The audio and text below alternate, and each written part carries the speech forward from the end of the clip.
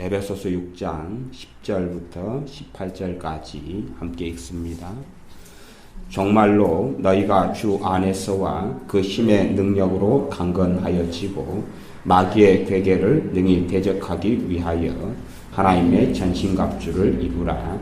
우리의 씨름은 혈과 육에 대한 것이 아니요 정사와 권세와 이 어두움의 세상 주관자들과 하늘에 있는 악의 영들에게 대함이라. 그러므로 하나님의 전신갑주를 취하라. 이는 악한 날에 너희가 능히 대적하고 모든 일을 행한 후에 서기 위함이라. 그런즉 서서 진리로 너희 허리띠를 띠고 의의 흉배를 붙이고 평안의 복음에 예비한 것으로 신을 신고 모든 것 위에 믿음의 방패를 가지고 이로써 능히 악한 자의 모든 화전을 소멸하고 구원의 투구와 성령님의 검 곧 하나님의 말씀을 가지라. 모든 기도와 간구로 하되 무시로 성령님 안에서 기도하고 이를 위하여 깨어 구하기를 항상 힘쓰며 여러 성도를 위하여 구하고. 아멘. 예수님을 믿는 사람들이 항상 기억하고 명심해야 될 것 중에 하나는 예수님을 믿는 우리에게는 우리의 대적자 원수가 있다는 사실입니다. 실상 우리가 주 예수를 믿지 아니하였을 때는 그 원수 마귀의 지배 속에 있다가 예수를 믿게 되면서 하나님의 백성이 됩니다. 그러나 마귀의 지배 속에 있는 그 삶이 그냥 쉽게 해결되거나 벗겨지는 것은 결코 아닙니다. 그러면 예를 들어 우리가 한 20살에 예수를 믿었다. 그러면 우리가 20살에 예수를 믿었으면은 20살 그때까지 최소한은 마귀의 지배 속에 살아왔다. 그 말입니다. 그러면 마귀의 지배 속에 살아왔는데 그 마귀는 어디 있었느냐? 그 마귀를 내가 어디서 경험했느냐? 우리는 대부분 마귀와 함께 마귀의 종노릇하고 살아왔다고 하나님의 말씀인 성경에서 명백히 말씀하시지만 그러나 별로 경험하지 못했다. 그 말입니다. 마귀의 지배 속에 있었는데 이렇게 돌아보아도 마귀라는 것이 어디 있는지 모르겠고 저렇게 돌아보아도 내가 마귀의 자식으로 살아왔다는 것이 무슨 말인지 이해가 안 된다. 그 말입니다. 다시 말하면 우리가 예수를 믿게 된 다음에도 그 마귀의 지배 속에 살아가는 삶은 당연한 것처럼 계속 되어지는 것이 일반적일 수밖에 없습니다. 마귀라는 원수가 어떻게 하든지 간에 그들은 우리가 주 예수님을 섬기고 믿고 따르는 것을 하지 못하게 하려고 모든 수단과 방법을 가리지 않고 공격합니다. 그래서 예수님 믿는 사람들이 반드시 명심해야 될 것은 우리의 원수, 우리의 대적자, 우리를 죽여버리려고 하는, 우리를 하나님에게서 떨어져서 영원한 멸망 속에 집어넣어버리려고 하는 그러한 마귀가 항상 있다 하는 사실입니다. 그렇기 때문에 우리가 좀 방심하면 그대로 당하고 마는 것, 그것은 당연한 일입니다. 그냥 어떤 많은 믿는 사람들은 내가 예수님을 믿었기 때문에 자동적으로 하나님의 보호를 받게 된다. 그런 성경하고는 아무 상관없는 얼토당토 않은 것을 주장하거나 믿는 사람들이 있는데 최소한 오늘 에베소서 6장 말씀만 좀 살펴봐도 전혀 내가 하나님을 믿었기 때문에 하나님의 보호가 있다. 그런 얼토당토 않은 이야기는 성경에 없다 하는 것을 알 수가 있습니다. 하나님의 보호가 하나님 자녀에게 있다 하는 말씀은 그것은 우리에게 믿음의 말씀으로 주어진 것이지 그러지 자동적으로 이루어지는 것이 결코 아닙니다. 주님께서 채찍에 맞으심으로 너희가 병나음을 얻었다라고 성경이 말씀하지만 그런다 해서 주님께서 우리의 질병에 대한 대가를 치루어 주셨다 해서 우리가 병이 안 든다. 그건 말이 안 되는 이야기하고 똑같은 것입니다. 우리의 병듦에 대한 대가를 주님이 치러 주셨어도 우리가 믿음의 길을 걸어가야 되고 주님의 치유를 구해야 되고 주님으로부터 치유받아야 할 뿐만 아니라 주님의 치유의 통로로 우리가 사용되어져야 됩니다. 그럴 때에 병에서 놓여 자유케 되는 길을 걷는다. 그 말입니다. 그것처럼 어떤 사람이 생각해 보십시오. 주님께 십자가의 죽으심으로 믿는 사람들을 마귀의 자식에서 마귀에게 사로잡힌 데서 이제는 주님이 건져냈다. 그렇게 성경이 말씀한다. 그 말입니다. 이것하고 똑같은 진리가 뭐냐 그러면 예수님 믿는 사람이 그 사람을 위하여 주님께서 채찍에 맞으심으로 그 사람에게 병의 치유를 가져왔다 하는 것은 동일한 이야기입니다. 그러면 여러분이 잘 지혜롭게 생각해 보시기 바랍니다. 예를 들어 제가 말기 암 환자입니다. 말기 암 환자. 말기 암 환자인데 아직 예수님을 못 믿고 안 믿다가 마음을 주 예수님께 열어서 주님을 마음속에 영접하고 주님을 섬기기 시작합니다. 나는 말기 암 환자인데 내가 오늘 예수님을 믿었다. 그래서 내가 하나님의 자녀가 오늘 될 수 있습니다. 그러면 그래서 자고 일어났더니 다음날 말기암이 없어집니까? 안 없어집니까? 안 없어지잖아. 주님이 채찍에 맞으심으로 너희가 병나음을 얻었다. 그러고 성경은 계속하여 반복적으로 말씀하는데 그러나 주님이 치유를 가지고 오셨지만 내가 예수를 믿었는데 왜 말기암이 치유가 안 되냐? 그 말이에요. 그것은 내가 믿음으로 가져오고 쟁취해 와야 되는 거기 때문에 그래요. 내가 마귀에게 눌려있고 잡혀있어요.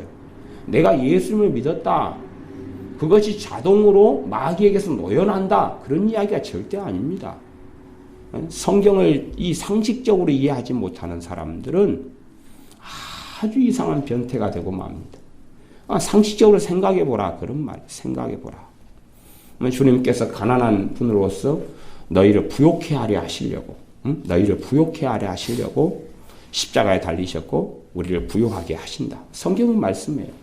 그러면 우리가 빚만 지고 있어요. 그러다가 예수를 믿었어요. 그랬더니 갑자기 놀랍게 빚이 다 없어져 버리고 그리고 마이너스 통장만 있다가 돈이 갑자기 몇 억씩 통장에 들어오고 그럽니까? 안 그럽니까? 안 그러지요. 안 그러잖아요. 이게 상식 아니에요. 상식.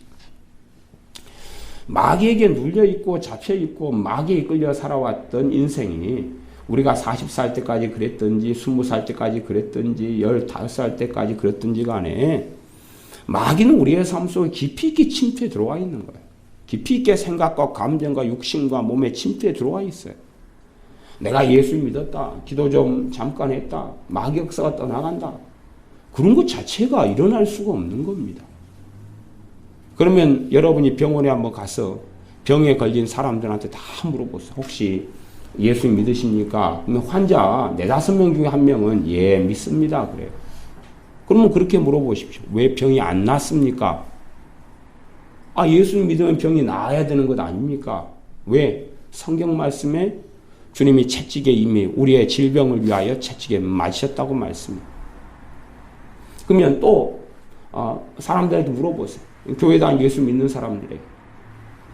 죄 짓고 삽니까? 안 짓고 삽니까? 짓고 살지요.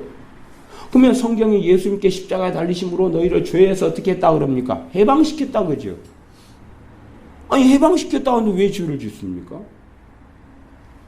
그건 십자가고 그건 복음이지. 자동으로 그것이 이루어진다는 이야기가 아니에요.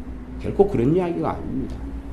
그래서 성경은 명백하게 뭘 말씀하냐 그러면 이 에베소서 6장 10절에 종말로는 마지막으로 끝으로 그 말입니다. 이 에베소 교인들이나 믿는 그리스도인들에게 사도 바울을 통하여서 이 에베소 6장이라는 장에서 가장 중요한 이야기는 마무리해야 하지요. 그래서 가장 중요한 이야기를 마무리합니다. 너희가 주 안에서와 그의 힘의 능력으로 강건하여지고 강하여지고 마귀의 괴계를 능히 대적하기 위하여 하나님의 전신갑주를 입으라. 마귀의 괴계, 마귀의 공격, 마귀의 속임수, 마귀의 전략 전술 능히 대적하기 위하여 하나님의 전신갑주를 입으라. 그러면 하나님의 전신갑주를 입지 않게 되면 마귀의 괴계에 대적할 수 있다는 이야기입니까? 없다는 이야기입니까? 없다는 이야기입니다. 하나님의 전신갑주를 입지 않으면. 그러면 전신갑주라는 것은 기본적으로 전쟁터에 나가는 군인이 옛날식으로 하면 무기를 착용하는 거예요. 갑옷을 입고 방패를 들고 칼을 가지고 투구를 쓰고 그 다음에 신발, 군화를 신고 그것이 전신갑주를 착용한다는 거예요. 전신갑주는 왜 필요하냐 그러면 전쟁터에 나가니까 그래요. 전쟁터. 그래서 우리는 전쟁터에 살아가는 군인이다. 그 말이에요. 예수님 믿는 사람들은 이제 필연적으로 원수 마귀가 생겼어요. 우리의 생명을 노략질하고 주님에게서 떠나게 하고 죄 가운데 빠져서 허우적거리게 하는 원수가 있어서 항상 공격하는 걸 멈추지 않습니다. 우리는 북한과 대치하고 있어요. 그래서 최근에는 연평도 포격 몇 주년 기념일로 보내기도 했지요. 연평도에 미사일을 쏘고 그리고 무슨 삐라를 좀 보내면 자기들은 삐라를 무수히 보냅니다. 무수히 보내요. 근데 우리가 삐라를 보내면 거기에 대놓고 총을 쏴대고 우리가 금강산 관광객이 가면 또 걔네들이 물자를 우리에게서 몇 조 원을 물자를 가져가 놓고도 전혀 갚으려 하지 않아요. 몇 년 상환이라는 이름으로 가져갔어요. 천문학적으로 옛날 김대중이 때 노무현이 때 퍼 부었어요. 그거 갚는다는 조건으로 가져간 거예요. 근데 갚기는커녕 전혀 그렇게 하지 않아요. 그리고 끊임없이 군차 책동을 일삼고 전쟁을 준비하고 있어요. 그러니까 걔네들은 지금 북한에서 전부 다 걔네들 입장에서는 우리는 전시가 아니라고 생각하지만 이미 북한은 선전포고를 다 했고 걔네들은 군복 입고 지내요. 군복 입고.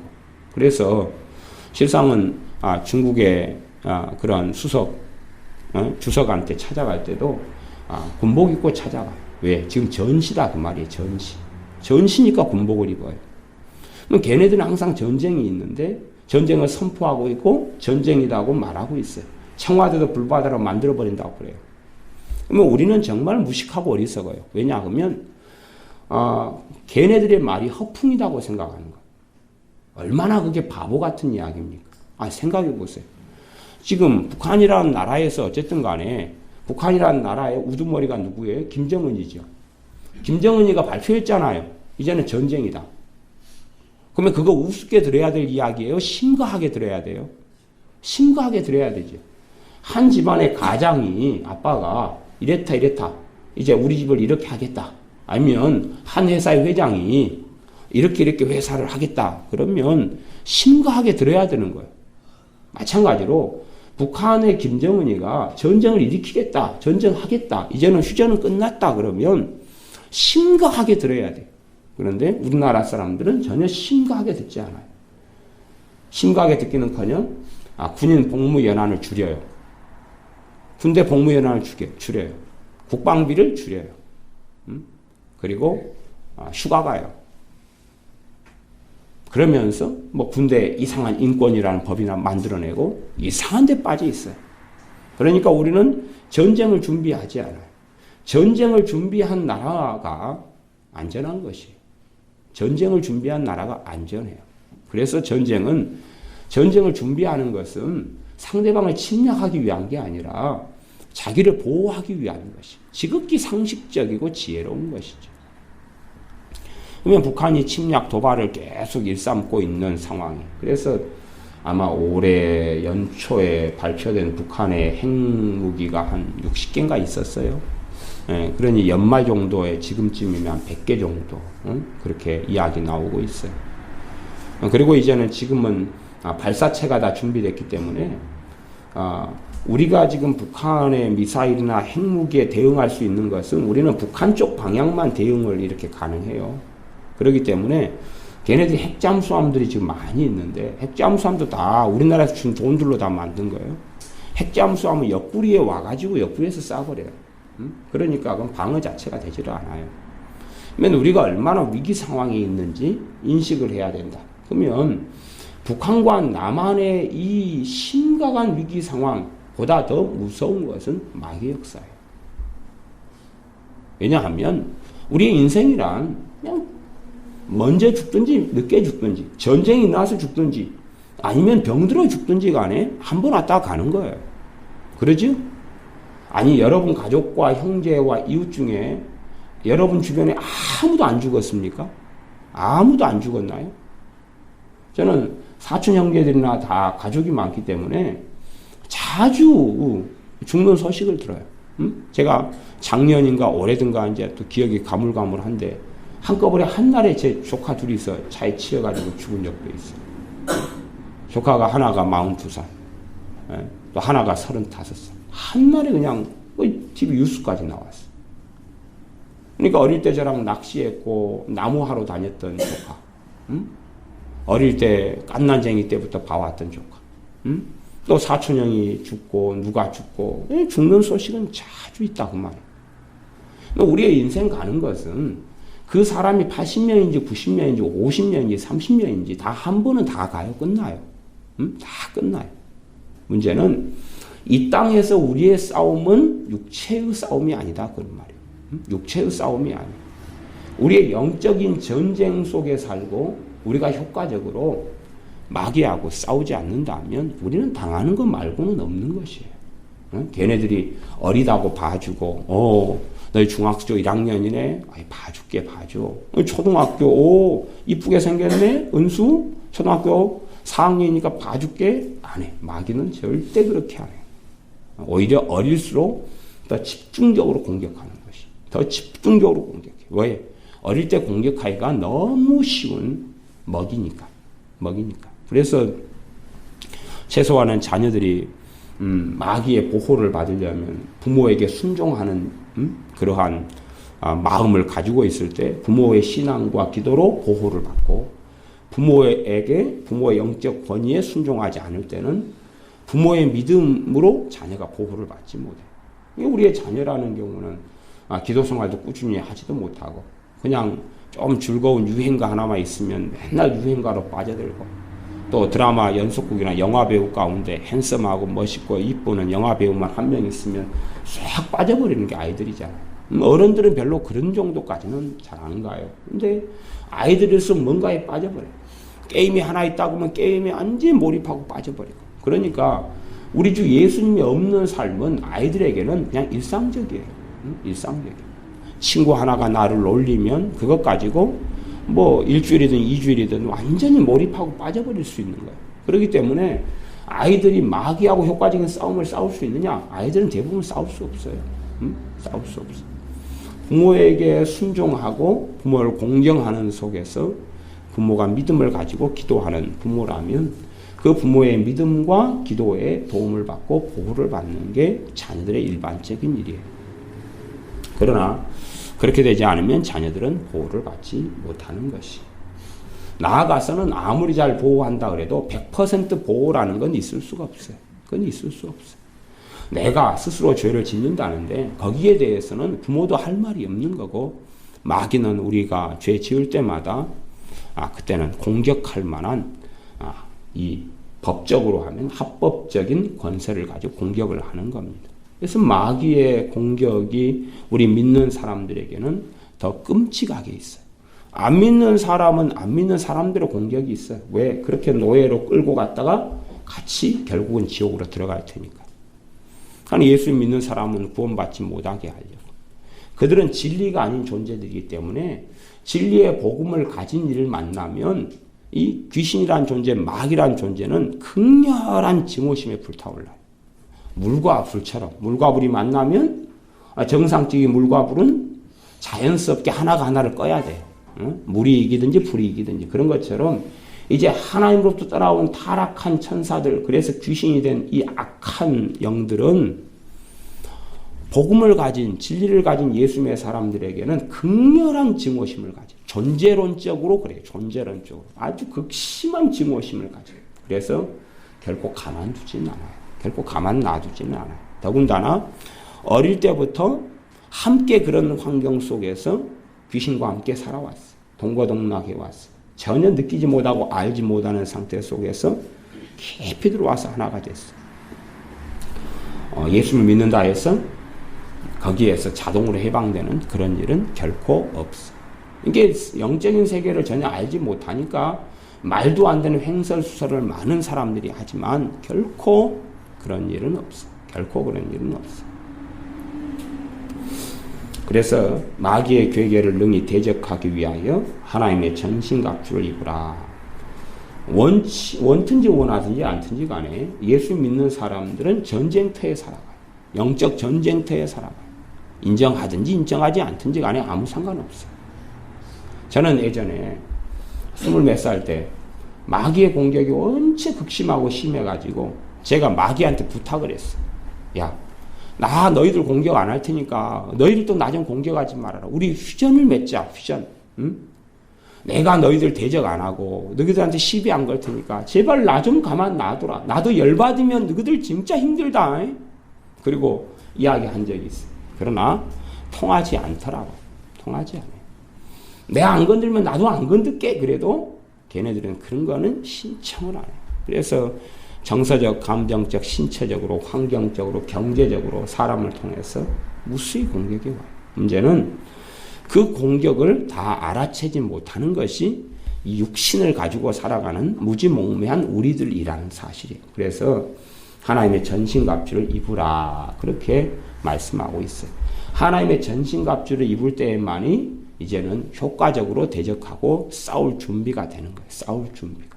물론 뭐 갑옷도 입고 투구도 쓰고 방패도 들고 칼도 들었는데 안 싸우고 가만히 전쟁터에 서 있으면 딱 맞아 죽겠죠. 그러나 준비되었으면 그걸로 효과적으로 싸우는 건 해야 된다. 그 말이에요. 그러면서 12절에 그렇게 말씀합니다. 우리의 씨름은 혈과 육에 대한 것이 아니요. 우리가 씨름을 어떤 것에 몸부림치고 살아가는 것에 대해서는 혈과 육은 눈에 보이는 것 세상이다. 그 말이. 눈에 보이는 육신에 속한 그런 것이 아니라 정세, 권세와 이 어두움의 세상 주관자들과 하늘에 있는 악의 영들에게 대함이라. 정세나 권세나 다 이 귀신들의 이름이에요. 귀신들의 종류가 총 4종류가 나왔는데 정세, 권세, 이 어둠의 세상 주관자들, 그 다음에 하늘에 있는 악의 영들, 이렇게 총 그 꼭대기, 제일 꼭대기에는 이제 사탄이라고 하는 마귀가 있죠. 그 밑으로는 정세, 권세, 이 어둠의 세상 주관자들, 그 다음에 하늘에 있는 악의 영들, 이렇게 크게 4부류가 있어요. 그리고 사람들에게 역사하고 공격하는 더러운 귀신은 총 3부류가 있어요. 정사, 권세, 이 어둠의 세상 주관자들까지가 사람에게 직접적으로 공격하고 관여하는 것들이에요. 그에 대한 자세한 설명은 생략합니다. 13절 그러므로 하나님의 전신갑주를 취하라. 앞에서는 입으라. 그 다음에는 취하라. 이는 악한 날에 너희가 능히 대적하고 모든 일을 행한 후에 서기 위함이라. 우리 주님께서 주님의 기도에 너희는 이렇게 기도하라 그러면서 가르쳐주신 기도의 말미에 다만 악에서 구하옵시고 라는 기도를 하라 그래요. 그 악은 뭐냐 하면 마귀를 이야기하는 것이에요. 죄에서 건져달라 그런 이야기를 하는 게 아니에요. 죄에서 건져달라는 이야기는 죄를 안 지켜달라는 기도는 시험에 들지 않게 해달라 그 기도예요. 유혹에 빠져서 시험에 들지 않게 해달라는 기도예요. 왜? 마귀도 시험을 주지만 근원적으로 자신의 욕심에 끌려서 시험에 빠지는 등등의 많은 일들에서 벗어나게 해달라고 이제 기도한다. 그런 말이죠. 그 다음에 다만 악에서 구해달라. 악이 the evil one, 마귀, 귀신을 이야기하는 것이. 주님의 기도 속에서도요. 마귀하고 싸우는 대척점. 그래서 매일의 기도가 주님의 기도, 주기도문이에요. 매일의 기도가. 왜냐하면 주기도문 안에가 일용할 양식을 기도하고 있죠.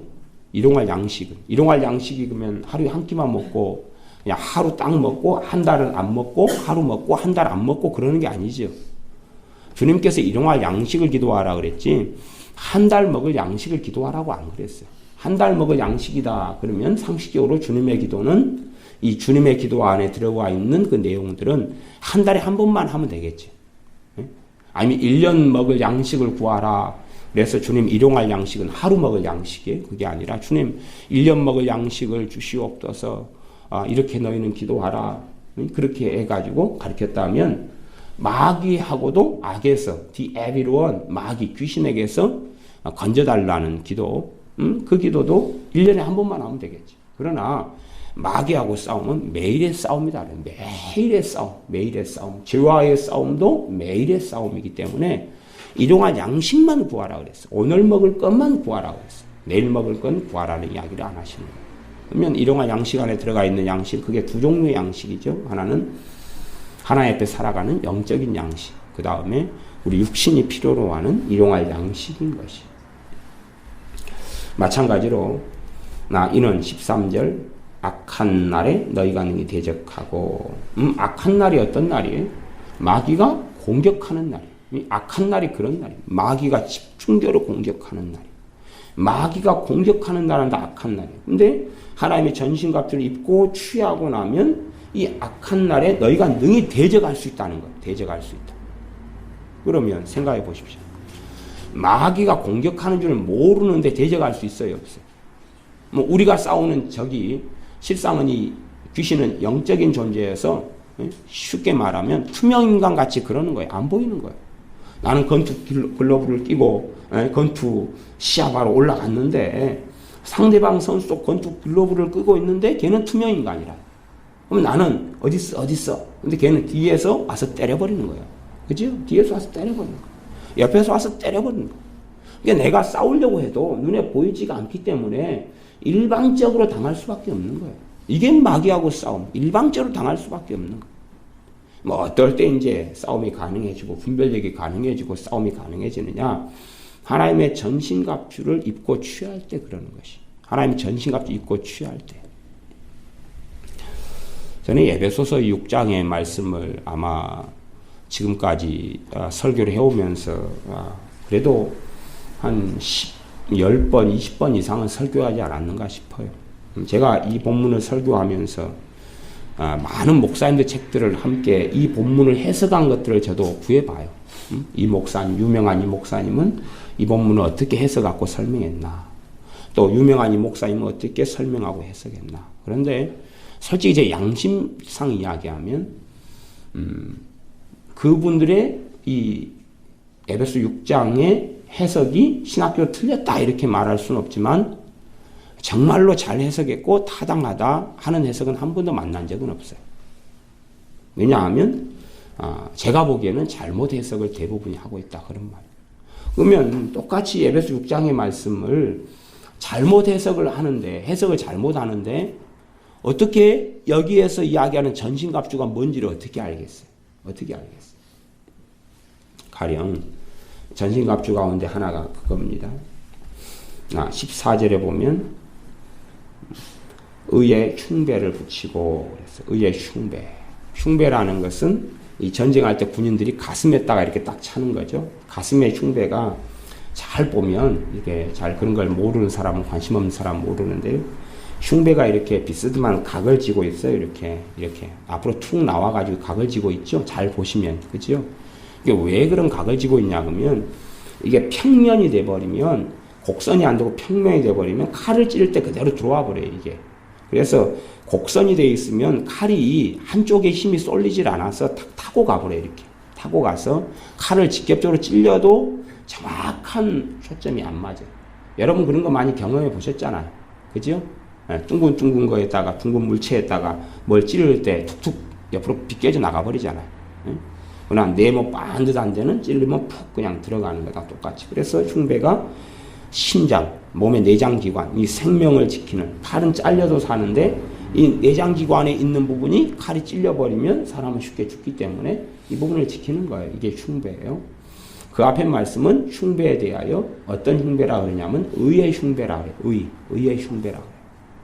그러면 제가 어떤 해석하고 설명하는 어떤 목사님들이나 그런 책의 내용을 보면 그 의를 어떤 의라고 이야기하냐 그러면 내가 하나님 앞에 순종하는 삶이라고 설명하는 내용들도 제가 많이 봐요. 하나님 앞에 순종하고 살아가는 의다. 근데 그건 틀린 거예요. 완전히 틀린 해석이에요. 왜 틀린 해석인 줄 압니까? 내가 순종하고 살아가고 내가 하나님 말씀대로 의로운 삶을 내가 산다. 소위 말하면 야고보서식으로 하면 행함 있는 믿음을 가졌다. 그렇게 이제 해석하는 사람들이 좀 있어요. 부류들이 많이 있는데 명백하게 틀렸다. 그러면 이게 왜 틀렸어요? 전신갑주가 누구 거라 그래요? 앞에 보면 하나님의 전신갑주잖아요. 하나님 거잖아요. 내 것이 아니라. 내가 순종하고 살아가는 건 누구에게 속한 거예요? 내 것이죠, 이건. 그러니까 그 의를 내가 가지는 행함으로 얻는 의에 대한 이야기는 아닌 거예요. 그렇다면 하나님의 전신갑주라고 이야기를 하지 않아요. 왜냐하면 내가 의로운 삶을 살아간다. 어떤 믿는 사람이 그렇다면 최소한은 그가 믿음이 좀 성장해야 돼요. 믿음이 좀 성장해야지 하나님을 기쁘시게 하는 의로운 삶을 살아갈 수 있어요. 그러면 다시 말하면 믿음이 좀 성장할 때까지는 이 흉배는 붙일 수 없다 그런 이야기. 인자 초신자가 의롭게 살아갈 수 있어요. 성령 충만을 받고.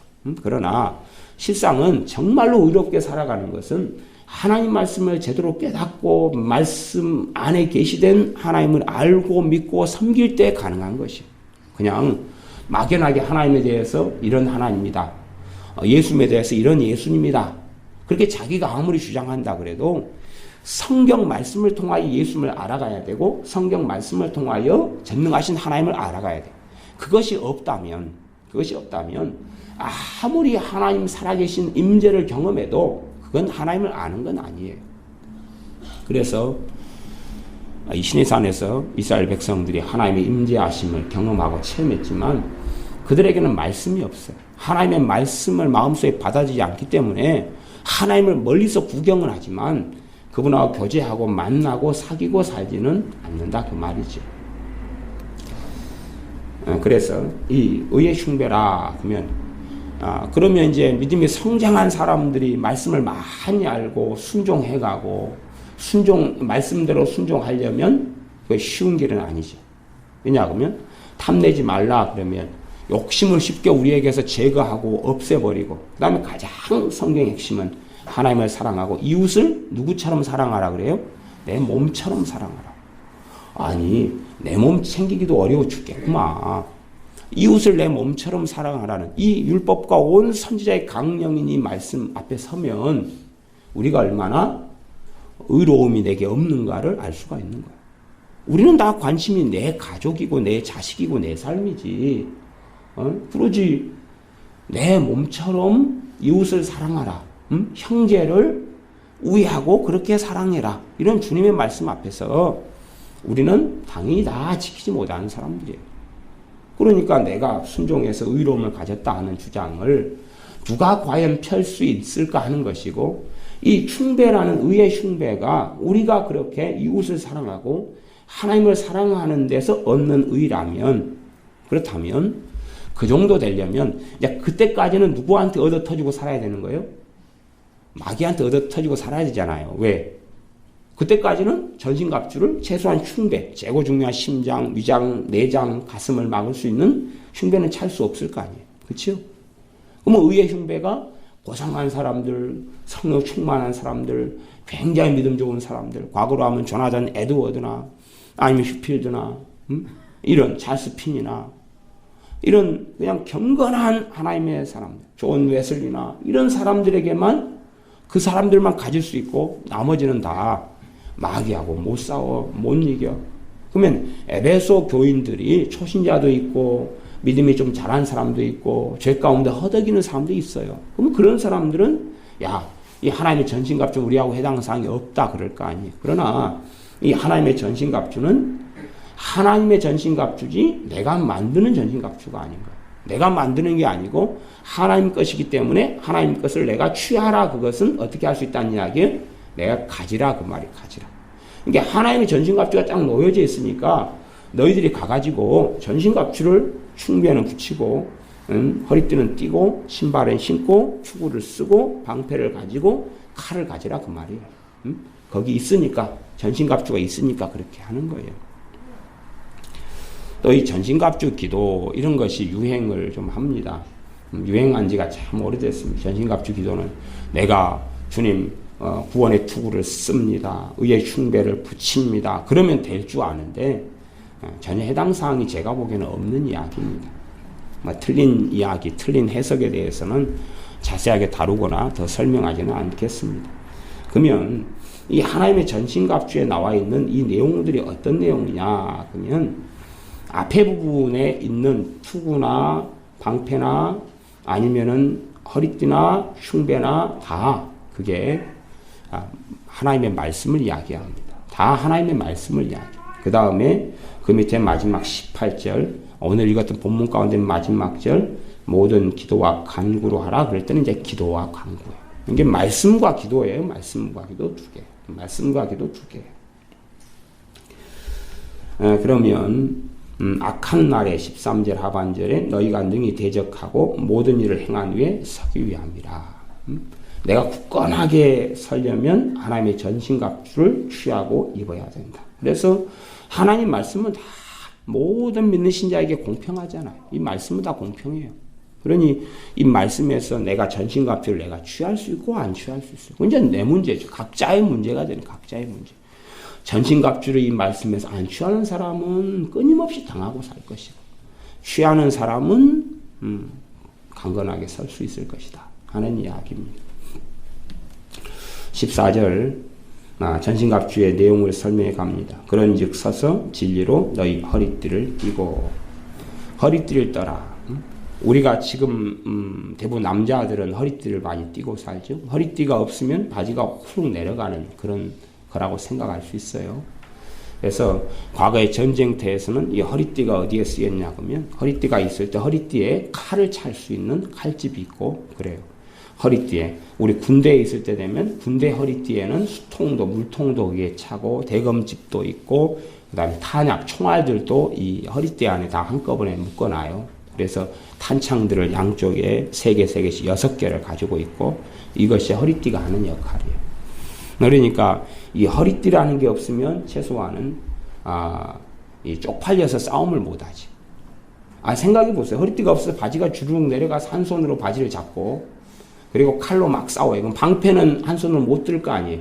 그러다가 싸우다가 쭈륵 바지가 내려가니 팬티가 보이죠. 그러니까 스톱. 나 쪽팔려서 안 되겠다. 또 끄집어 올리고 상대방이 봐줄 것 같습니까? 스톱 그래도 뭐이 스톱이야. 그리고 팍 쳐서 죽일 거예요. 그런 것처럼 이 허리띠라는 게 있을 때에 무기를 계속 장착할 수도 있고 이 최소한은 이 밑에 있는 수치를 다 가리고 준비할 수 있어요. 그 다음에 이 허리띠를 기반으로 해서 이 아래쪽에 갑옷이 붙어 있는 아래쪽에 갑옷들이 이것은 진리의 허리띠다 그렇게 이야기합니다. 그럼 우리가 최소한 이 진리가 뭔지 알려면 성경으로 돌아가면 알 거 아니에요. 성경으로 돌아가면. 그러면 진리는 크게 두 가지를 이야기합니다. 주님께서 자신에 대하여 내가 곧 진리다라고 말씀하셨어요. 모든 은혜와 진리가 누구로부터 나온다 그랬습니까? 예수님께로 나온다 그랬어요. 율법은 모세로 말미암아 온 것이요 은혜와 진리는 우리 주 예수님을 통해서 왔다. 그러면 진리가 두 가지 의미가 된다는 걸 알 수 있어요. 주님 자신이 진리고 그 다음에 주님의 입에서 나오는 말씀이 진리다는 것이 말씀이 진리다. 그래서 이 진리의 허리띠를 내가 띄었다. 그러면 어떤 것으로 내가 확인할 수 있냐 그러면 요한복음 8장 32절에 진리를 알지니 진리가 너희를 자유케 하리라. 하나님 말씀을 내가 진리로 가졌다. 그러면 그 말씀이 무엇을 가져와야 돼요? 자유를 가져와야지. 내가 진리의 허리띠를 가지고 있는 거예요. 진리의 허리띠는 말씀이 이제 무한한 말씀이 있겠죠. 성경에 회개라는 말씀, 회개하라. 그러면 회개를 내가 깨닫고 알았어요. 그러면 그것이 내게 진리가 되어졌다 그러면 회개의 능력을 체험하고 살아갈 거예요. 그러면 회개라는 부분은 진리의 허리띠가 돼 있겠죠. 허리띠가 돼 있을 거예요. 그래서 내가 어떤 말씀을 깨닫고 알아서 그 말씀이 내게 자유함을 가져와야 돼. 자유함을 가져온 결과는 뭐겠어요? 내가 이 잡혀있고 억눌려져 있고 사로잡혀 있는 데서 자유함이 오는데 진리를 통해 자유함이 오니까 주님을 찬양하고 감사하고 노래할 수밖에 없어요. 내가 진리를 경험하지 않은 사람들은 아직도 진리의 허리띠를 제대로 안 띠고 있다라고 말할 수밖에 없는 거예요. 그러나 진리로 인하여 자유함이 뭔지, 그래 진리를 알지니 진리가 너희를 자유케 하라는 말씀이 의미가 뭔지를 경험하고 사는 사람들은, 그런 사람들은 진리 허리띠가 기본적으로 장착이 되어져 가는 중이거나 허리띠가 있다 말할 수 있겠죠. 그래서 진리의 허리띠를 띠라 그렇게 말씀하는 거고, 14절 하반절 의에 흉배를 붙이라. 그러면 하나님의 전신갑 주니까 이 의가 누구 의겠어요? 내 의겠어요? 하나님의 의겠어요? 하나님의 의죠. 하나님의 의죠. 하나님의 의로 흉배를 붙이라 그랬지 내 의로 흉배를 붙이라 이야기를 한 게 아니에요. 내 의가 아니야. 하나님의 의예요. 하나님의 의. 하나님의 의는 우리 주 예수 그리스도의 죽으심과 부활이고 그분의 죽으심을 통하여 내게 주신 의로움이에요. 내가 예수를 믿는 믿음을 통하여 내게 주신 의로움이에요.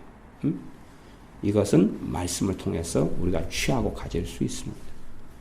내가 내 삶 속에 무수인 죄가 드러나는데도 불구하고 내가 그럼에도 불구하고 역설적이게도 예수님을 믿는 믿음을 통하여 가진 의를 내가 가지고 있느냐는 것이.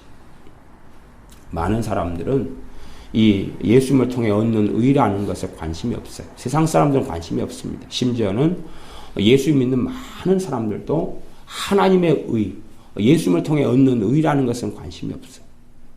근데 성경은 너무나 중요하기 때문에 계속 반복해서 말씀해요. 근데 우리는 중요하지 않기 때문에 하나님의 의, 예수님의 의에 대해서는 무관심하게 살아가요. 그러면 우리 생각과 하나님의 생각은 너무나 멀다는 걸 알 수 있어요. 정말로 내가 예수를 믿고 구원받았다는 것 자체를 무슨 말인지 이해하지 못한다는 거예요. 그래서 여러분이 우리 주 예수님을 통해 얻는 의, 하나님을 통해 얻는 의로움이 무엇인지를 제대로 깨닫지 못하고 알지 못한다면 유감스럽게 여러분과 구원하고는 별로 천국 가는 것하고는 별로 상관이 없다. 저는 그렇게 말씀드릴 수밖에 없어요. 정말로 왜 그분의 생명과 그분의 죽으심을 통하여 내게 그분의 의로우심을 내게 주셨는가 하는 것을 깨닫지 않는다면 사실은 우리가 얼마나 하나님과 동떨어진 그런 생각과 착각 속에서 살아가는지 말할 수 없겠지. 그래서 의의 흉배는 그리스도의 의로 옷 입으라 했던 것처럼 그리스도의 의, 우리 주 예수님을 통한 의로 믿는 믿음을 통해서 얻는 의로움으로 흉배를 차야 된다 하는 이야기입니다. 15절 평안의 복음에 예비한 것으로 신을 신고 평안의 복음이다. 평안의 복음이다. 그래서 주께서 오셔서 가까운 데 있는 사람에게 먼 데 있는 사람에게 평안을 정했다. 무엇을 통해서요? 복음을 통해서. 그래서 이 복음에 대한 수식어가 평안의 복음 그리고 이제 이걸로 신을 신어라 하는 것입니다. 평안의 복음에 신으로 신을 신어라. 그러면 전쟁터에서는 땅이 거친 땅이 많고 뾰족뾰족한 돌도 많이 있고 그리고 싸우다 보면 시체가 널브러져 있고 칼이 널브러져 있고 막 그런데 거기에서 신발이 없이 전쟁을 수행한다. 그건 말이 안 되는 거겠죠. 신발이 없는데 어떻게 가는 곳마다 못을 발에 찔리고 파상풍 걸리고 발에 날카로운 것이 찔려서 오히려 피를 더 흘리고 상대방 이런 군대하고 싸울 때 제대로 못 싸우는 거죠. 뭐 어떤 신을 신어야 되느냐? 평안의 복음에 예비한 신. 그러니까 우리가 정말로 우리가 가진 복음이 무엇인지를 복음에 예비했다 그 말은 너희가 누가 너희에게 복음을 물어볼 때에 너희가 그들에게 이를 말을 준비해라. 그렇게 성경이 이야기. 그런 것처럼 내가 믿는 예수 그리스도의 복음이 무엇인가를 깊이 있게 깨닫고 알고 있어야 된다. 그 말이죠. 그런 가운데서 이 복음의 신발을 신게 되는 거. 내가 가진 복음이 무엇인지, 내가 가진 복음이 무엇인지를 내가 깊이 있게 느끼고 있어야 되고 지식 말고 머릿속에 있는 것 말고요. 깨닫고 느끼고 있어야 되고 그것을 설명할 수 있어야지. 여러분이 신발을 신고 먼 길을 걸어갈 수 있어요. 먼 길을 걸어갈 수 있어요. 나 신발이 없는 사람은 먼 길을 못 가는 걸 알지요? 먼 길을 갈 수 없어요. 신발이 없는 사람이 어떻게 먼 길을 걸어가고 먼 여정을 감당합니까? 신발이 없는 사람은 제대로 여정을 감당할 수 없고 걸어갈 수 없어요. 더군다나 전쟁터에서라면 적군의 칼날에 목숨을 잃을 수밖에 없는 것이 이 신발이라는 것이에요. 현장 일을 하면 반드시 안전화를 지참하도록 그래 법률상 되어져 있어요. 안전화를 지참하지 않고 또 안전모를 쓰지 않으면 이 작업 현장에 들어오지 못하게 해요. 법이 그래요. 법이 그래요. 그러면 왜 안전 신발을 장착해야 되느냐? 그러면 안전화는 잘 보면 이 작업을 하다 보면 무거운 막 쇳덩어리가 발등에 떨어져요. 떨어지는데 안전화 위에는 철판으로 볼록하게 나와서 이 발가락을 다 감싸고 있어요. 그래가지고 무거운 쇳덩어리가 발등에 떨어져도 다치질 않아. 이게 안전화예요. 바닥은 두꺼워가지고 못이 날카로운 데를 밟아도 못이 자빠져요. 못이 자빠져요. 그러니까 정말 당당하게 움직이고 일할 수 있는 게 이 안전화예요. 그러나 운동화를 신고 이 현장에서 일을 하면 날카로운 못, 나무에 박힌 못을 밟아버리면 운동화는 깊이 푹 들어가가지고 아예 그냥 살 속에 박혀버려요. 못이. 그래서 저는 옛날에 일할 때 안전화가 없을 때 일할 때는 그래서 발을 많이 다쳤어요. 그 다음에 이제 제가 그 다음 일할 때는 안전화를 돈으로 살 돈은 없어서 아는 동생 안전화를 빌려가지고 일을 다녔어요. 그러니까 안전화를 빌려가 일을 다니니까 이제 운동화보다도 확실하게 일을 할 수 있는 거예요. 그냥 밑에 바닥만 들다보고 이렇게 안 해도 되는 거예요. 그냥 당당하게 걸어가도 못이 자빠져 주니까 안전하게 밟히니까. 그래서 우리가 그 군대에 갔다 온 사람들이 안전화 격으로 신는 거 전투화잖아요. 전투 신발. 그러면은 전투화만 신고 누구하고 싸우면 태권도 1단으로 먹어준다 그래요. 왜냐하면 이 전투화가 굉장히 묵직하고 무거운 것이니까 발로 전투화 발로 한번 정강이를 한번 차면 심지어 정강이가 부러지기도 해요. 그래서 예비군들이 훈련 갔다 와서 전투화 신고 갔다 오니까 이 예비군들이 별일을 다 하잖아요. 일단은 전투화 신고 남의 드럼통 있으면 이 드럼통을 발로 차요. 막. 왜? 찌그러져. 드럼통이 찌그러져. 보통 구두 신고는 있을 수 없는 일이에요. 전투화 신고 드럼통을 발로 차고 깡통을 발로 차고 유리를 발로 차고 나무를 발로 차고 나무집 대문을 발로 차고. 왜? 전투를 신으니까 당당하거든요. 절대 그런 일은 행하지 않아야 되는데 이 전투화만 신으면 그런 못된 병이 걸리는 예비군들이 많이 있어서 예비군의 다른 별명을 야비군이다 그랬어요. 야비군. 야비한 인간들 꼭 그날이 되면 그래서 저녁에 이제 술 마시고 다시 또 고성방가하고 왜 군복을 입었고 신발을 신어서 총은 없어도 한바탕 붙어볼만 하다 그래요. 그래서 깡패 집단하고 이 예비군들하고 자주 치고받고 싸우는 일들도 과거에는 종종 있었어요. 이 전투화를 신으면 겁을 상실해 가기 때문에 그런 면이 있어요. 그만큼 이 신발 전투화라는 건 그렇게 중요한 것이 중요해요. 근데 어떤 전투화냐 그러면 평안의 복음. 우리에게 주는 우리에게 하나님과 나 사이를 평안하게 한 복음. 하나님과 나 사이를 평안하게 한 복음. 그래서 내가 너에게 평안을 주노라. 이 평안은 세상이 줄 수 있는 평안이 아니다. 말씀하시는 그 평안을 내게 가져온 복음이에요. 그 복음.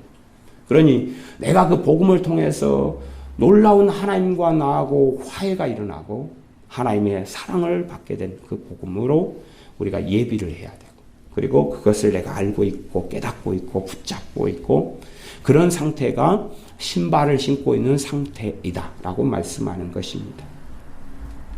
16절 모든 것 위에 믿음의 방패를 가지고 방패도 여러 방패가 있습니다.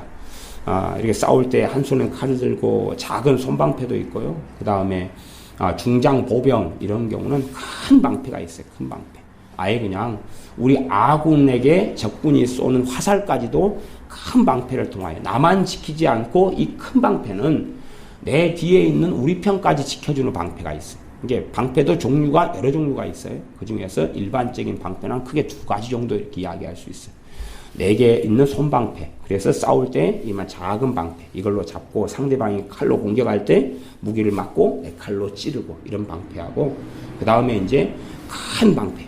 큰 방패 있어요. 큰 방패로 해가지고 그 방패로 함께 방패를 앞으로 전면으로 다 내세워가지고 이제 적군을 중장 보병이 돼서 밀어붙이는 그런 두껍고 철을 앞에다가 입혔거나 이러한 방패를 가지고 불화살 공격들을 막아요. 나만 지킬 뿐만 아니라 내 편 아군들을 지켜요. 이 방패 부대가. 그래서 이 방패는 이 방패 큰 방패를 가지고는 싸우는 거 쉽지는 않아요. 왜? 이 방패가 무거우니까.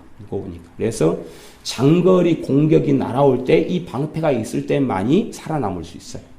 그런 이 방패의 중요성을 이야기하면서 방패를 가져야 된다고 이야기해요. 무슨 방패요? 믿음의 방패라고 이야기합니다. 믿음의 방패. 그러면 말씀을 무슨 말씀이요? 내 믿음을 성장시키고 잘하는 믿음의 말씀을 이야기해요. 믿음의 말씀이 있을 때에 이게 방패를 가지고 있는 상황이다. 그러면 화살이 날아오죠. 여기는 무슨 화살이 날아오냐? 화살 중에서 제일 무서운 화살 중에 하나가 이 불화살이에요. 불화살. 불화살이 제일 무서운 화살 중에 하나예요. 꽂히면 사람만 상해할 뿐만 아니라 때로는 불화살 안에 기름을 담고 있어요. 그리고 불을 앞에다 달고 있죠. 그래서 맞는 순간에 기름이 깨지고 터지고, 그래서 어떤 화살에는 기름을 담아가지고 날려요. 갖고 기름으로 범벅을 만들어 놓고 그 다음에 불화살을 날리는 경우도 있고. 그러면은 사람 몸에 맞으면 이 사람 몸이 바로 불타버려요. 불타버려요. 갑옷을 입지 않은 상태 같으면 불화살만 맞으면 싹 불타버려요. 그러면 사람이 죽지 않을 수 있으나 이 사람 때문에 이제 고통스럽게 옆에서 막 비명을 지르는데, 우리 편 사기가 좋을 수는 없죠. 그러면 마귀는 이렇게 무슨 화살을 날린다고 이야기하냐 그러면 화전을 날린다. 화전. 이 화전이 불화살이에요. 불화살. 그냥 한문을 잘 몰라가지고 이 화자가 꽃 화자 그래가지고 부침개 전자에서 마귀가 진달래꽃으로 부침개를 만들어가지고 쫙 날려주면 날려 바득게 쟁반으로 그러면 좋지만은 그런 꽃전을 이야기하는 화전이 아니라 불을 달고 쏴서 죽이는 불화살을 날린다 그 말이에요. 불화살이 어디에 가겠어요? 여러분의 육신을 공격해요. 육신을 공격하고 여러분의 생각을 공격하고 여러분의 감정을 공격하고 여러분의 마음을 공격해요. 그러면 믿음의 방패가 없으면 당하는 거예요. 이게 당해요. 하나님 말씀을 통해서 믿음의 방패를 가지게 돼요. 믿음의 방패를 가지게 돼요. 사람마다요. 다 자기가 좋아하는 말씀이 틀리고 깨닫는 말씀이 틀릴 거 아니에요. 그러면 믿음의 말씀도 사람마다 틀릴 거예요. 그러니까 어떤 이 군인 같은 경우는 맨날 군대 이야기입니다. 그 사람 무기는 도끼를 썼어. 도끼. 누구는 칼을 들고 누구는 도끼를 썼고 도끼 부대도 있었고요. 그 다음에 어떤 사람은 방패를 굉장히 힘이 세니까 쇳덩어리로 만들어가지고 방패로 무기를 썼어요. 공격용 무기로. 방패로 맞고 방패로 휘둘러 때리고 뭐 그런 것처럼 이 하나님의 말씀으로 가지고 믿음의 말씀은 어떤 말씀을 써야 될 것인가 이에 대해서는 제 개인적으로는 정답은 별로 없다 그렇게 말씀드리는 겁니다. 정답보다는 우리 각자에게 맞는 믿음의 말씀을 통하여서 효과 있게 이제 이 악한 자의 화전을 막을 수 있느냐 하는 것이 되어질 겁니다.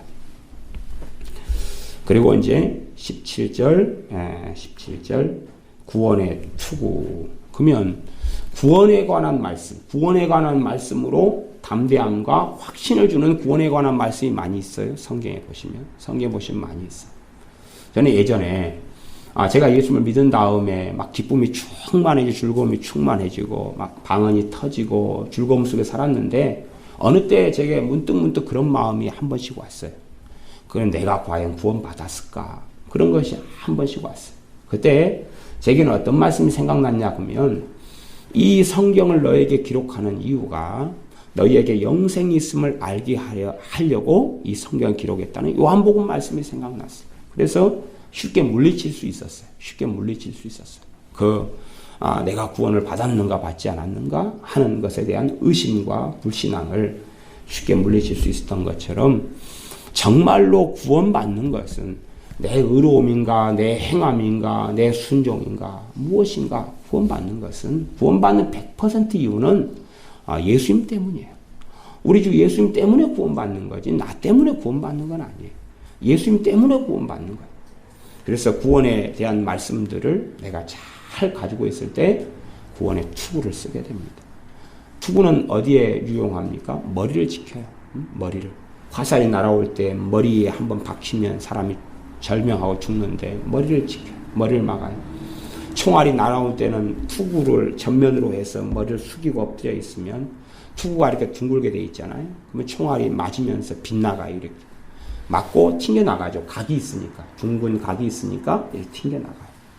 어떤 사람은 투구에가 총알 자국이 몇 개씩 있고 이런 사람도 6.25 때는 많이 있었어요. 그래서 지금 우리나라 군대 투구가 불량품이다 뭐 이런 이야기들 복잡한 이야기들 좀 사실은 많이 있기도 합니다.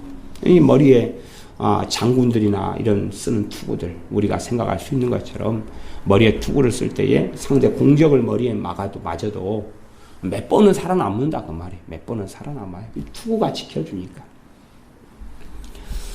현장에 일하러 들어갈 때 되면은 현장은 고층 일도 많고 그래서 높은 데서 망치 같은 것도 막 떨어져요. 쇳덩어리도 위에 떨어져요. 떨어지는데 사람이 현장에 일할 때면 안전모를 꼭 쓰고 가야 되죠. 왜? 안전모를 안 쓰고 가다가 망치가 떨어져서 20m 상공에서 망치가 떨어져서 머리 맞으면 그 자리에서 머리가 깨지면 즉사해버려요, 사람. 이게 저 같은 경우도 사람을 죽일 뻔한 일들이 좀 있어요. 내 부주의로. 내가 저 높은 곳에서 한 40m 위에서 내가 일을 하고 있었는데 바람이 많이 불어가지고 내가 그때 망치를 쥐고 있던 망치가 떨어져 버린 거예요. 근데 저 아래에 어떤 사람이 이 안전모를 안 쓰고 길을 가고 있었어요. 그 사람 옆에 있는 망치가 탁 떨어졌어요. 그 사람 머리에 맞았으면 그 사람 바로 즉사했을 거예요. 뭐 즉사했다 그래도 저에 대한 책임은 별로 없어요. 왜? 현장에서는 그 사람이 안전모를 안 쓰고 있기 때문에 현장에 일할 수 있는 부적격자가 아니고 불법을 행한 자가 되기 때문에 그 사람의 거의 100% 책임이에요. 왜? 일하다 보면 이것저것 떨어질 수 있어요. 그건 당연한 것이에요. 근데 그 사람은 안전모를 안 썼어요. 그래서 그 사람에게 징계가 떨어졌어요. 그 사람은 살아남았지만 놀랬잖아요. 자기 옆에 망치가 떨어졌어요. 죽을 뻔했어요.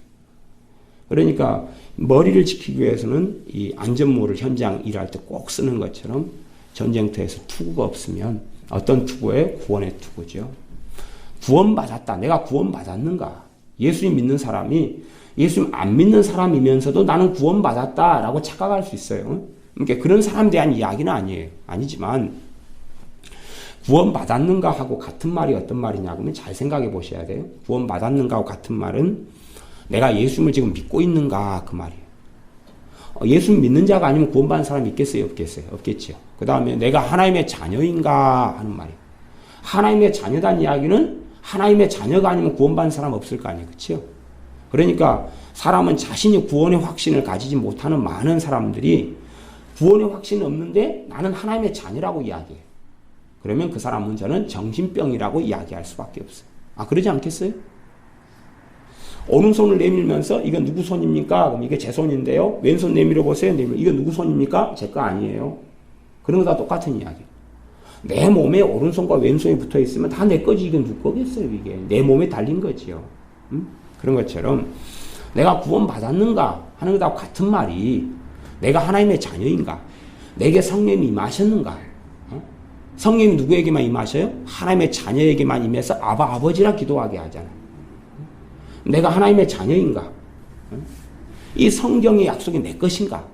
성경의 약속은 누구 거예요? 하나님의 자녀들 거죠? 하나님의 자녀들만 성경의 약속이니까. 이 자녀들만 하나님의 전신갑주를 가질 수가 있는 거예요. 우리 자녀도 아닌데 전신갑주 가진다고 하면 니 나가. 그러는 거 아닙니까? 그러니까 구원의 투구를 의외로 못 쓰고 있는 많은 신자들이 있어요. 그 사람들의 특성은 자기 행위로서 구원받으려고 한다는 특성이 있어요. 자기의 행동, 자기의 의로움, 자신의 경건 생활로 구원받으려고 그래요. 그런 사람은 구원의 투구가 써도 종이 모자가 되겠죠. 종이 모자. 그러면 이 종이를 머리에 쓰고 있어 봐야 그늘은 가려주죠. 해는 가려주겠지만, 뜨거운 햇빛에는 가려주지만, 총알은 막을 수 없고, 화살은 막을 수 없고, 도끼는 막을 수 없다. 그 말이죠. 칼도 막을 수 없다는 이야기입니다. 그래서 구원의 투구를 가져라. 그 다음에 17절 성령님의 검 곧 하나님의 말씀을 가지라. 그러면 이 하나님의 말씀, 그래서 이 앞에도 다 말씀인데 말씀이 다 역할들이 틀리죠. 여기서의 말씀은 어떤 말씀이다 그래요? 성령님의 검이라 그래요. 그러면 여기서 말씀을 가지고 검은 뭐 하는 거죠? 공격용 무기죠. 때론 수비도 하고 공격도 하지만 기본적으로 이 칼이라는 것, 검이라는 것은 공격용 무기에 들어가요. 이 공격용 무기인 검을 사용할 때 누가 역사하시냐면 성령 하나님이 역사해요. 그래서 성령님의 검이라 그러는 거예요. 성령님께서는 진리의 영이시잖아요. 진리에 깨닫게 하시고 진리를 알게 하시고 진리의 길로 인도하시잖아요. 성령님께서 내게 깨닫게 하시는 말씀들, 성령님께 내게 역사하시는 진리들이 많은 경우에 얼마든지 검으로 사용될 수 있어요. 그러니까 성령님이 역사하셔서 말씀을 깨달은 것들이 있어야 돼요. 설교를 들을 때나 성경을 읽을 때나 신앙사적을 읽을 때나 성령님이 내 안에 역사하셔서 깨닫게 하시는 말씀들이 있어요. 그런 것들을 다 우리가 검으로 사용할 수 있어요. 이것을 가지고 취하라 그래요. 왜? 다 이것은 하나님의 말씀, 선물인 하나님의 말씀에서 다 취하고 가져올 수 있는 것이 누구에게나 다 공평한 것이죠. 그러면서 18절에 모든 기도와 간구로 하라. 기도와 간구. 그러면서 휴가에서 무시로 성령 안에서 기도하라. 무시로 성령님 안에서 기도하라. 무시로는 시간 정해놓고 하는 기도가 간구예요. 기도가 간구라면 시간 정해놓고 새벽에 밤에 낮에 시간 정해놓고 하는 기도가 간구라면, 그리고 기도는 일반 기도는 평안할 때 이것저것 기도하는 것, 그 다음 간구는 특별한 기도 제목을 가지고 간절히 하나님께 나아가는 것. 그런데 거기에 플러스해서 이 무시로란 말은 마음에 기도할 감동이 오면, 기도가 필요하다고 느껴지면, 또한 자주 생활 속에 주님을 찾아서 어느 때라도 기도하는 심령을 가지고 하나님께 나아가는 그러한 기도를 이야기합니다. 그래서 이를 위하여 깨어 구하기를 항상 힘쓰며 여러 성도를 위하여 구하라, 기도하라. 여러 성도를 위하여 기도하고 때론 간구하고 깨어 구하기를 항상 힘쓰라. 깨어서 구하기를 힘쓰라. 그래서 전반적으로 이 전신갑주에 속하는 것은, 전신갑주는 하나님 말씀이고, 하나님 말씀이고, 그 다음에 기도와 간구가 뒤에 있어요. 무시로 성령 안에서 기도하는 것이 있습니다. 사실은 이렇게 되어질 때 우리가 마귀하고 싸움에서 효과적으로 싸우고 승리할 수 있어요. 사도 베드로 같은 경우도 오는 사자같이 너희를 삼키려고, 마귀가 오는 사자같이 너희를 삼키려고 그렇게 한다라고 말씀해요. 너희는 믿음을 굳게 하여 저를 대적하라 라고 말씀하죠. 실상은 주님께서 만났던 이 바리새인 서기관들 같은 유대인들은 다 자기가 완전히 마귀에게 사로잡힌 사람들이에요. 그런데 마귀에게 사로잡힌 줄 알았어요? 몰랐어요? 몰랐어요. 그래서 너희는 너희 아비 마귀 행사를 너희가 지금 하고 있다 그래요. 심지어 베드로 사도가 어느 때는 마귀의 충동을 받아가지고 주님께 십자가에 달리면 안 됩니다 그래요. 그러니까 주님께서 뭐라고 말씀하세요? 사탄아 물러가라, 떠나가라라고 말씀하는 거예요. 그러니까 마귀에게 침투를 받고 사용되고 베드로 사도도 그렇게 쓰였는데도 자기는 알지 못해요. 또 가룟 유다 같은 경우도 마귀가 예수님을 팔 생각을 그에게 넣었더니, 생각을 딱 넣었는데 그게 마귀로부터 온 생각인지 자체를 가룟 유다는 몰라요. 마찬가지로 이스라엘의 지도자들, 종교 지도자들, 이런 소위 말하면 지금으로 하면 목회자들이 모른다 그 말이에요. 몰라요. 영적인 세계와 실상을 알지를 못해요. 알지를 못해서 자기를 통하여 마귀가 놀랍게 일하고 있는데, 그러고 있는데도 불구하고 자신들은 진리의 길을 걷는다라고 착각한다 그 말입니다. 그렇기 때문에 예수를 믿는 사람들은 영적 전쟁에 있어서 정말로 경험하고 체험하면서 전쟁에 능한 용사들이 되어야 됩니다. 전쟁에 능한 용사들이 되어야 돼요. 전쟁을 제대로 수행할 수 없다 그러면, 전쟁의 세계 속에서 승리하지 못한다 그러면 믿음의 장성한 자가 결코 되지는 못합니다. 여기 요한 1서 말씀에는 그렇게 제가 여러 차례 말씀을 전했지만 그렇게 이야기합니다. 요한 1서 2장 말씀을 제가 읽어보면요, 청년들아 내가 너희에게 쓰는 것은 너희가 악한 자를 이기었음이니라. 청년의 신앙 정도 되는 사람들, 누구를 이긴다는 이야기예요? 악한 자가 누구예요? 마귀예요. 사람을 이야기하는 게 마귀예요. 그러면 악한 자를 이기려면 전신갑주는 기본으로 취해야 되죠. 그렇게 다 투구 쓰고 칼 들고 방패 들고 해도 전쟁에 질 수 있어요, 없어요? 그래도 질 수 있단 말이에요. 그래도. 그러니까 그걸 다 갖춘 다음에 싸워가지고 이길 때만이 하나님께서는 청년이다라고 인정하시는 거예요. 어디에 있어서요? 믿음에 있어서 청년이다. 청년의 신앙을 가졌다고 인정하시는 거예요.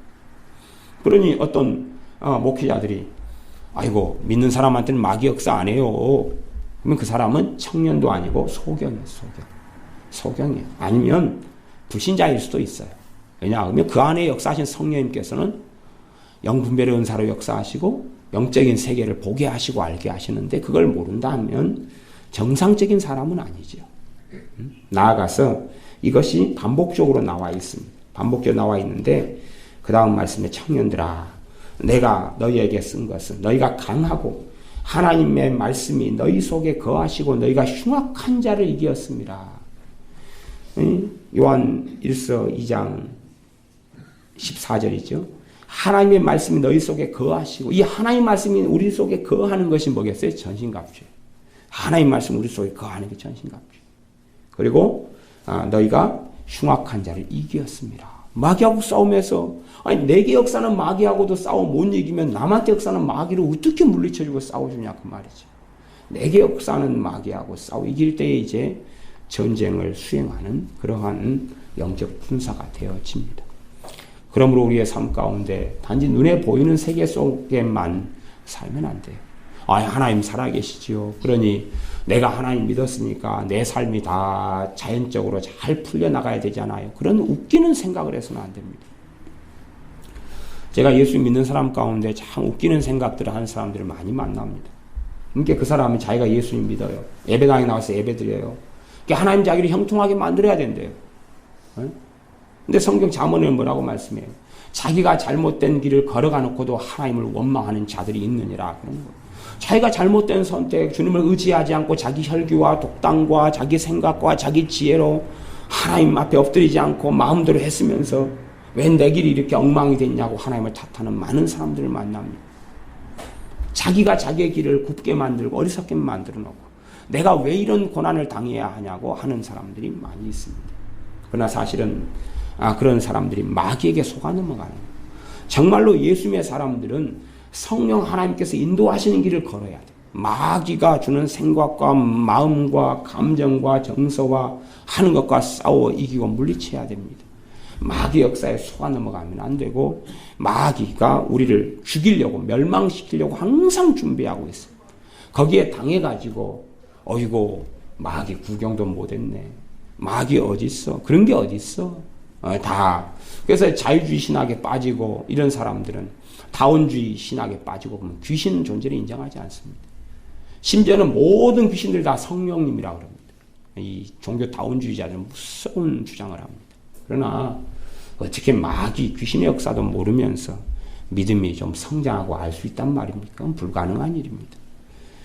우리는 이제 예수님 믿게 된 다음부터는 원수 대적자가 있어요. 가만히 있을 때 되면 마귀가 준 생각과 감정으로 마귀의 사람으로 변해가 버려요.